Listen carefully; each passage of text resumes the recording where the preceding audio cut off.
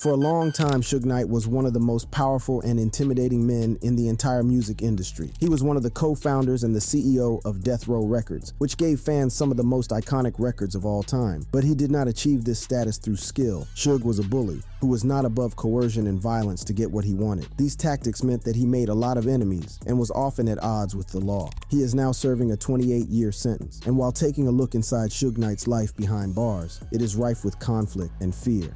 Why is Suge Knight behind bars? Since the mid-90s, Suge has consistently had run-ins with the law. His convictions range from traffic violations to assault to the possession of drugs and engaging in domestic violence. That is, unfortunately, pretty ironic because Marion Hugh Knight used to be called Sugar Bear when he was young before he dropped the bear and was known only as Suge. But his worst offense took place in early 2015. Straight Outta Compton was focused on the rise and fall of the NWA and focused on popular names like Ice Cube, Eazy-E, and Dr. Dre. It would have been impossible to tell this story without acknowledging Suge Knight's contribution to everything. According to reports, Suge pulled up to the movie set on January 29, 2015. The reason for this isn't entirely clear, but it seems like Suge was unhappy with the way he was being portrayed in the film and was potentially even interested in being paid off for having his likeness used in the film. For what it's worth, the disgraced rap mogul has denied these claims. As a matter of fact, in a 2018 statement, Knight said that he had no intention of stirring things up on set and practically stumbled onto the film's set. As the story goes, Suge was told that Dr. Dre and Ice Cube were both too busy to meet with him, and that should have been that, but things would end up quickly turning deadly. Soon after that, Suge got into an argument with two guys in a parking lot near a burger shop. One of those men was Terry Carter, the founder of Heavyweight Records and a good friend of Suge's. The second was CLE Sloan, a blood who also did a fair amount of acting in his time. 30 seconds of carnage would change everything. Video footage from outside the burger stand was shown in court. It would see Sloan walk up to the side of Suge's pickup truck and punch the former rap mogul, paying him back for some insults hurled his way earlier. Suge would then go into reverse, knocking Sloan over, but that's not where things would end. Suge could be seen then driving his truck over Sloan's legs and then barreling right into Carter, who was standing further away, killing him. Despite his extensive injuries, Sloan refused to snitch on Suge in any capacity, saying, "I will not be used to send Suge Knight to prison."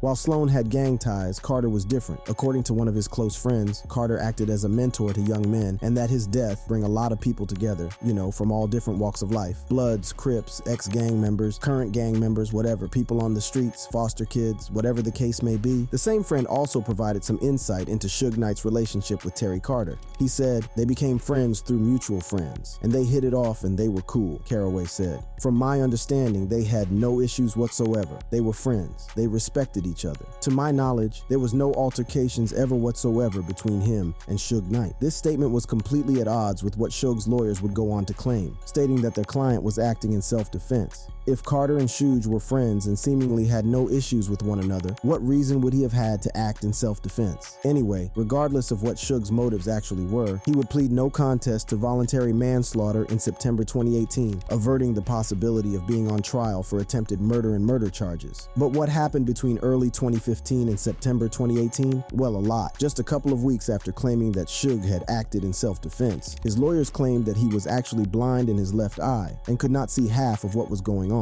The lawyer went on to say, "How can he go left if he can't see? This was a literal presentation of being blindsided. He was attacked on his blind side. To me, it seems obvious. He's being punched in the face. He can't see. If you are reasonably in fear for your life with 2 or 3 men attacking you, you have the right not only to fight back, but to pursue the person who put you in that peril." Over the next couple of years, Suge changed counsel a bunch of times and claimed to be potentially struggling with a brain tumor. In March 2017, he went on to be hospitalized because of blood clots, something he had been struggling with for 2 years at that point. All these health issues led to Suge's trial being pushed back time and time again. That is why by the time he claimed no contest to voluntary manslaughter, we were 3/4 of the way through 2018. He was swiftly sentenced to 28 years in prison, 11 years for manslaughter that was doubled because it was his 3rd strike, making it a total of 22 years, and an additional 6 years for use of a deadly weapon to commit a felony. Suge is currently serving time in the Richard J. Donovan Correctional Facility in San Diego and will not be eligible for parole before October 2034. If Suge does end up serving the entirety of his sentence, he will be 81 years old at the time of his release. So Suge goes to prison and is serving a hard time. But I want to take you back to 2015 for a second, the day that Suge Knight pulled up to the Straight Outta Compton set. For whatever reason, he was there to meet Dr. Dre and Ice Cube. But the crazy thing is, at that point, logically, Suge should have wanted absolutely nothing to do with Dr. Dre. About 5 months before all of this went down, Suge was shot 6 times at a pre-Video Music Awards party that Chris Brown was hosting. The crazy thing is that despite needing surgery, Suge actually managed to walk long enough to make it to the ambulance. This might initially seem unrelated to everything I have talked about so far, but here is why it was worth mentioning. In an October 2018 appearance, Suge said that he believed Dr. Dre was the one behind the hit. After claiming that he had been shown canceled checks that proved Dre's involvement, Suge shared just why he was at the Straight Outta Compton set.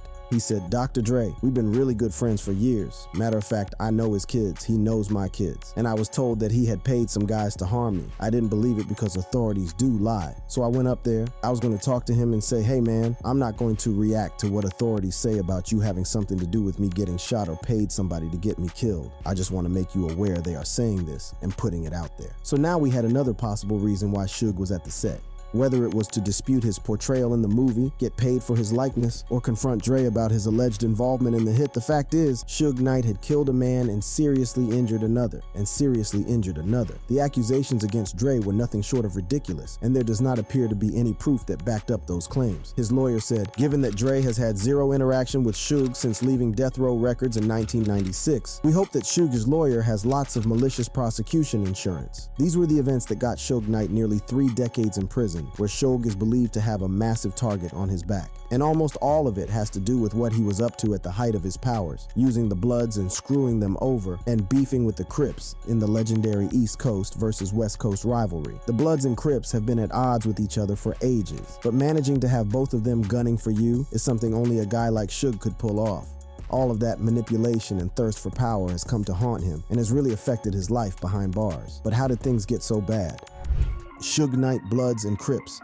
There is no denying that for a while, Death Row Records was nothing short of untouchable. With a roster that included performers like Dr. Dre, Snoop Dogg, and Tupac Shakur, Suge Knight's record label's cultural significance could not be denied. That was something that the rap mogul himself understood as well. He even said back in 2003, all the rap you hear today came out of what Death Row started. Nobody can deny that. In the beginning, corporations told us they didn't want to deal with Death Row because our rappers cussed on records and were too aggressive. Now every major corporation puts out aggressive records with cussing. That notoriety, combined with Suge's inclination toward intimidation and violence, meant that he surrounded himself with men who were just as dangerous, if not more so. Suge turned to the Bloods to raise his profile higher. His entire entourage consisted of different Blood factions: the Mob Pirates, the Looters Park, and the Fruittown Pirates. He was also often seen throwing up Blood Gang signs and dressing in red, making his association with them very public. This was mutually beneficial for both Suge and the Bloods. Suge became even more dangerous in the industry, and the Bloods got the opportunity to get a taste of the high life by being at his side. A former investigator who looked into gang activity in Compton said, Suge's bodyguards were feared by everybody because people knew what they had done in the past.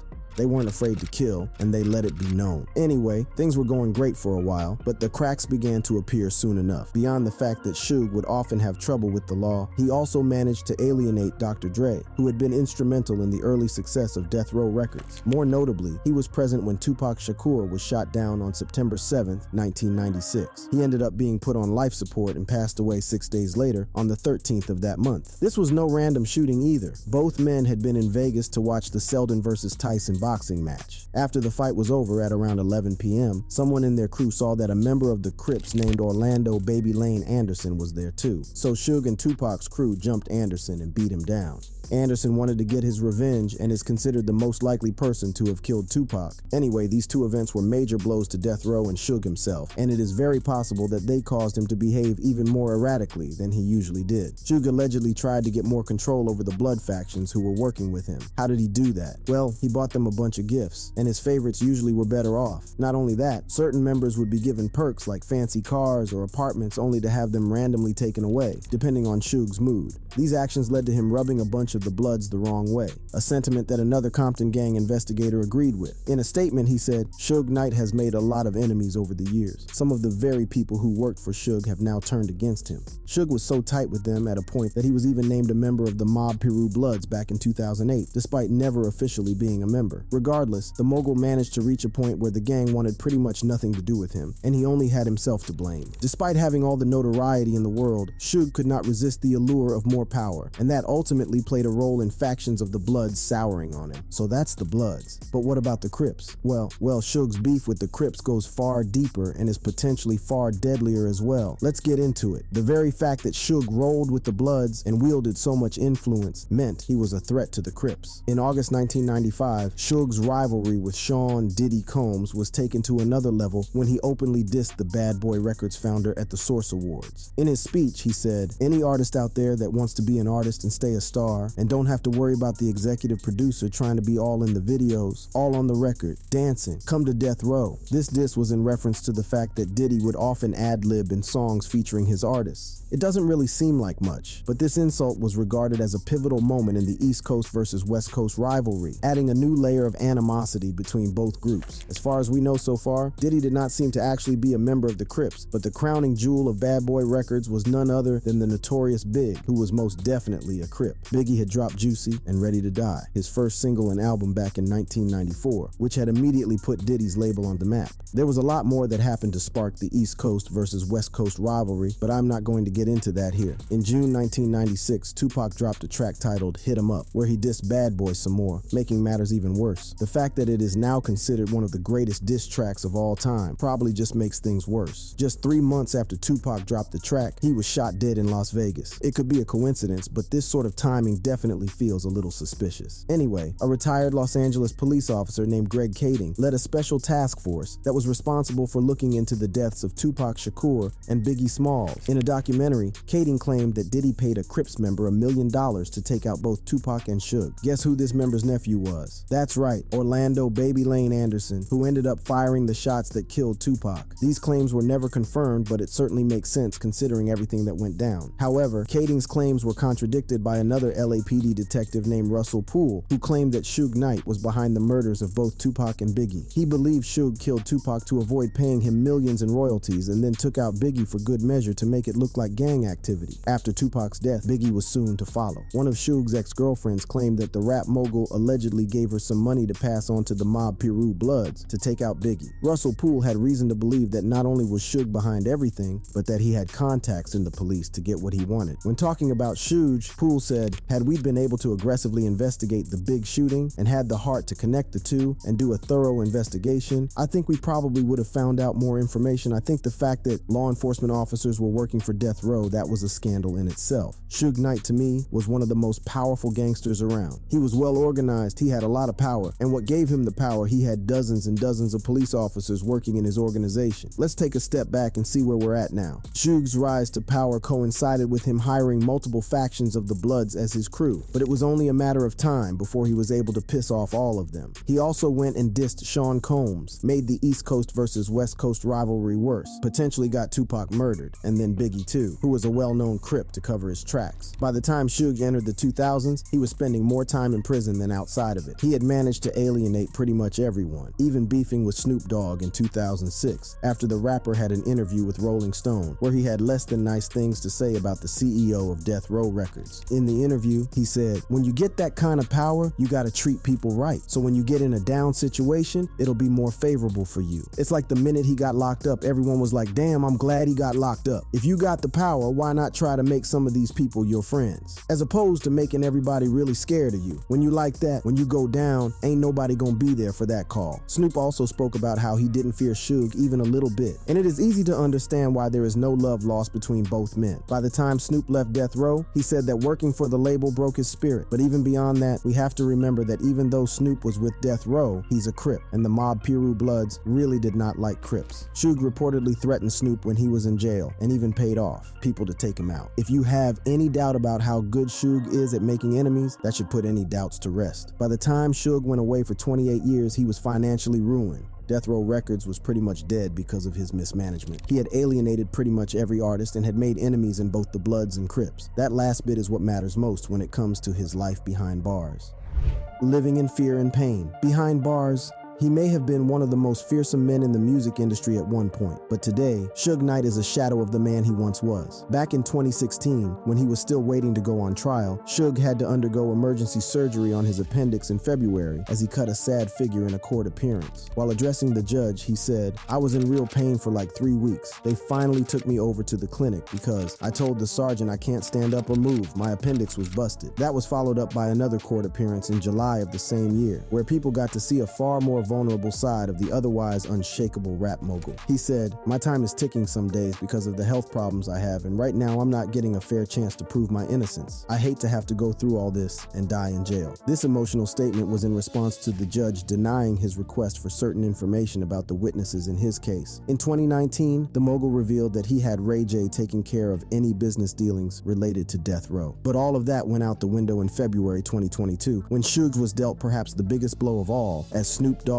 bought Death Row Records. It might not have been that big a deal if it was someone else, but considering all the bad blood between Suge and Snoop, it was a bitter pill to swallow. He wasn't going to take it lightly though, claiming that Snoop's purchase was illegal, alleging that Michael Harris, one of Death Row's initial financiers, had committed bankruptcy fraud back in 1995. While speaking to TMZ, he said, "Snoop has a partner, which is Michael Harris, right? If you look at it, they committed bankruptcy fraud. I didn't lose my company by doing anything wrong. They went in and the lawyer didn't show up and they got a default judgment. I settled the judgment, they turned around and said I didn't settle the judgment." Nothing has really come of those claims, but it would have done nothing to raise Suge's spirits, especially considering how he has to sleep with one eye open in prison. That's right, the once mighty Suge Knight is doing everything in his power to stay out of sight behind bars. In an interview from prison, a Bloods gang leader revealed that Suge is doing everything to ensure that he keeps a low profile while he is in jail. He further said, "Talking about Suge like that, I'd like to show you that dudes be on these streets allocating this tough man facade. You really be in the pit with the homies. You know what I'm saying?" It is very possible that Suge's isolation in prison runs even deeper. A lawyer who was visiting a client at the same time Suge was meeting with his lawyer revealed that all the bad blood Suge has built up over the years has stuck around. The lawyer, named Alex Alonzo, said, "Even to this day, people are still mad at him. That's why he couldn't even walk on. He couldn't even walk a prison yard. You know, he cannot walk a general population prison yard because there's so many people that dislike him, so he's not even in general population right now in the prison yard. I believe in at least Donovan. He's in a protective wing of the prison." On an interesting note, it was also revealed that Suge's low profile includes him not associating with any gangs, including the Pirates, for fear of getting mixed up with the wrong people and putting himself in danger. The Blood Gang dealer weighed in on whether he thought Suge was actually trying to distance himself from that life by not joining the gang, or if he was just scared. He said he had to be scared because he didn't want to come over here with us. The very fact that gang leaders are talking so openly about Suge's status in prison proves just how far he has fallen over the last 2 decades. Considering the fact that he managed to frustrate and upset the Pirates set of the Bloods when he was still with Death Row, records suggest that the music mogul knows he would be better off maintaining his distance from them. Reports of him being in protective custody are almost a year old, but in that time, there have been no fresh updates about Suge's state, which suggests that he has maintained a status quo behind bars. Even if he has tried to be pretty much invisible in prison, Suge has tried his best to ensure that his name is not forgotten anytime soon. Back in January 2023, he weighed in on what rapper Tory Lanez will be going through in county prison after the rapper was convicted of 3 felony charges related to shooting Megan Thee Stallion in 2020. Lanez went to prison in December 2022 and faces up to 22 years behind bars. While reliving his days in county prison, Suge said, "Right now, Tory is probably going through the worst days of life because the county jail is so horrible and dirty. The food is garbage, the cell is freezing, it's dirty and nasty. You could be sitting in your bed at night and a rat might run across your chest or it might bite you. Roaches is all over your bed." That definitely paints a terrible picture, seeing as Suge had spent a considerable amount of time in county jail before he went to the Richard J. Donovan Correctional Facility in San Diego. But it has not been all bad. Back in April 2023, it was announced that a TV show covering the life and legacy of Suge Knight would be coming to BLK Prime,